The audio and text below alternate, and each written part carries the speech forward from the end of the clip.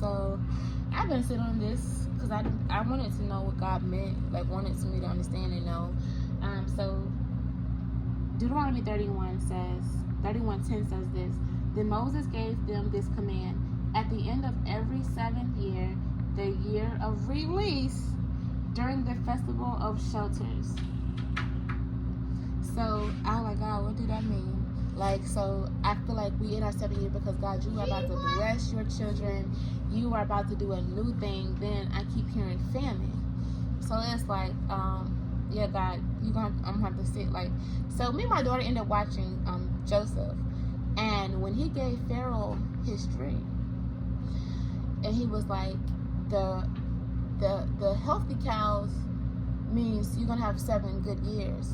Then after those 7 good years, the famine, the 7 ill cows mean that it's gonna be famine. But you have time to. God is giving us time to prepare. God is giving us time to gather everything.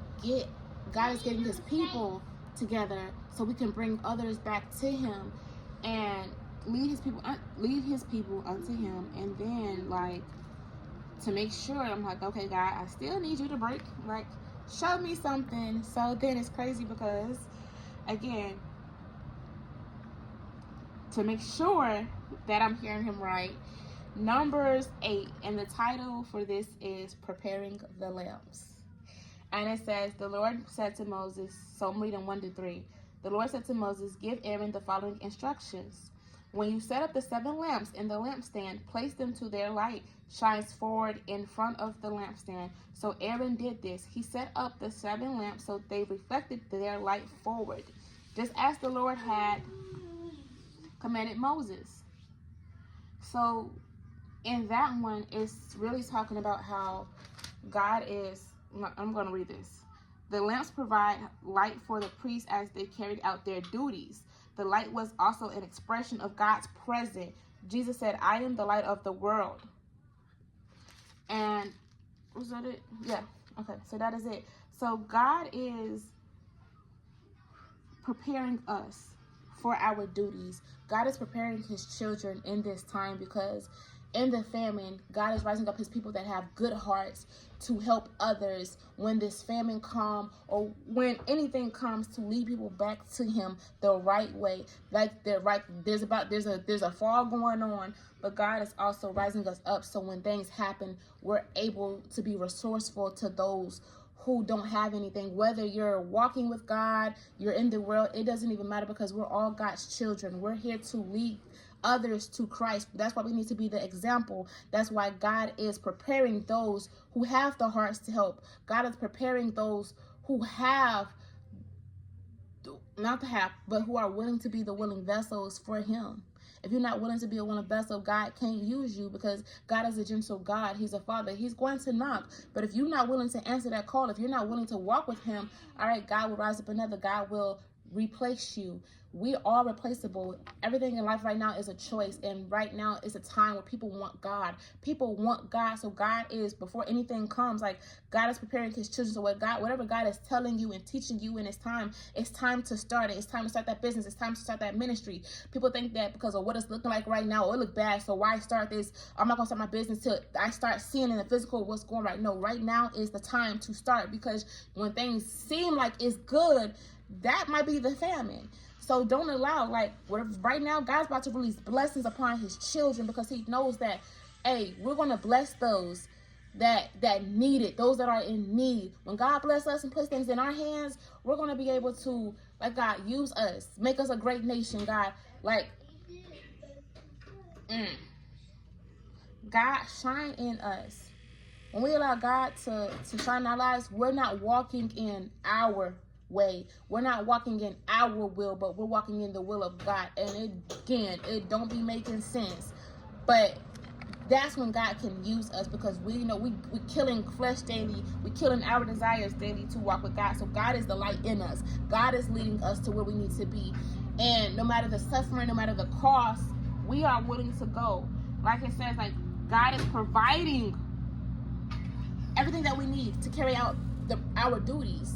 So whatever we need, God is going to have us. So if God say listen, I need you to leave right now. I need you to move. When God say, I need you to just trust me in this season, like, we have to be able to move. Because listen, in Deuteronomy, where it says, like, the famine coming, if you're not prepared, you're going to get the wrath that's coming.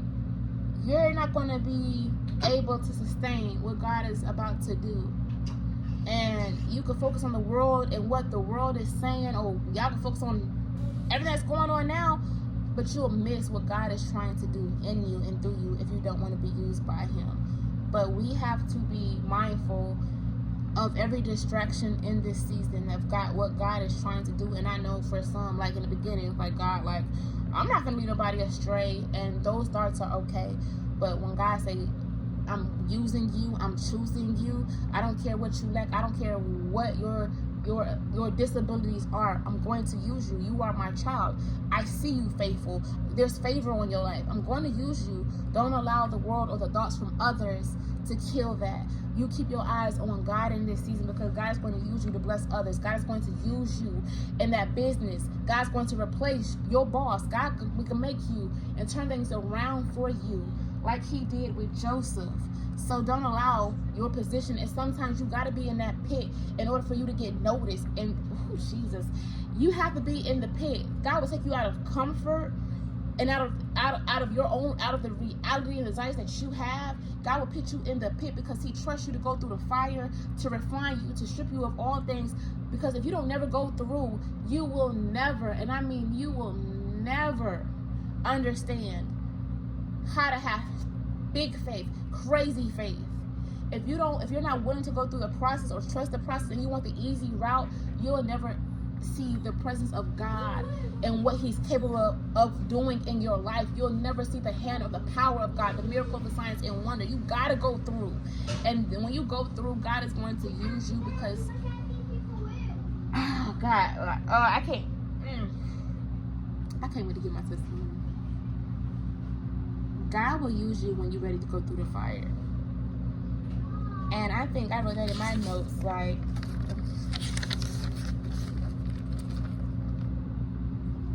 yeah, that's a whole different message. Okay, yeah, because see, God had me, like, when I say last night, writing, baby, I was writing, and these are stories. But God is going to use us in ways, and to read just a little bit, like, God is the light to our lives, guiding us where to go on our path, even when it don't make sense. All our paths are different, but we must let God lead us to the fulfilling life he has for us, even when it's hard and suffering seems like we won't make it, but we will. God is using it to refine our character, and to build our faith in him, knowing who made us to be what he wants us, made us to be, knowing who he made us to be. He wants us to see how we are. He wants us, I'm sorry, I can't read my own handwriting. Because I was writing so fast when God was giving me this. Like, when I got up, I was just writing, like, how God wanted me. Because, like, usually I don't remember how God be giving me messages. But, okay. So, he wants to see how we are choosing to handle the path he has for us. Will we endure or give up? But when we are faithful with God, he can use, but when we are faithful, y'all listen.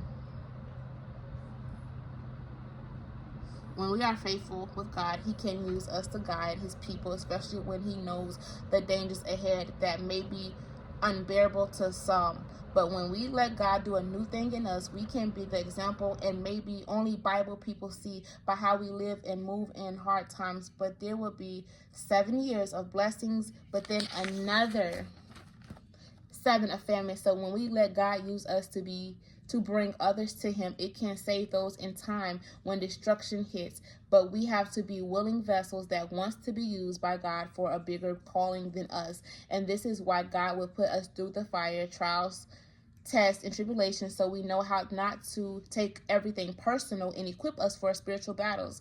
God is the light that shines in us, and when he is not there, When he is not there, how can God trust us to lead others? He won't. So the choice on answering the call on our lives is up to us, or God will rise up another. Sometimes you can't be found for how valuable you are till you go through and get thrown in the pit for God to position you.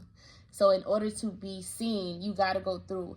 Joseph was only found because he was in the pit. No one would have never known that God was with him if he didn't go through everything that he go through, and he was still strong. No matter where he ended up at, he was still in the position.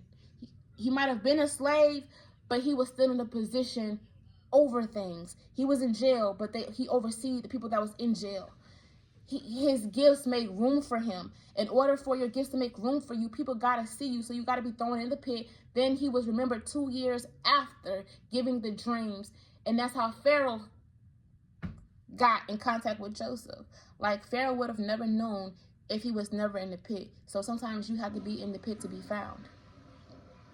Sometimes you cannot be found for how valuable, and that's what I wrote. Like, so this was everything that God just put on me last night, and I just started writing. So sometimes our value can't be seen till we start going through the fire.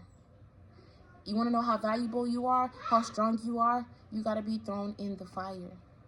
God trusts you, but you got to trust you. You got to see yourself the way that God sees you.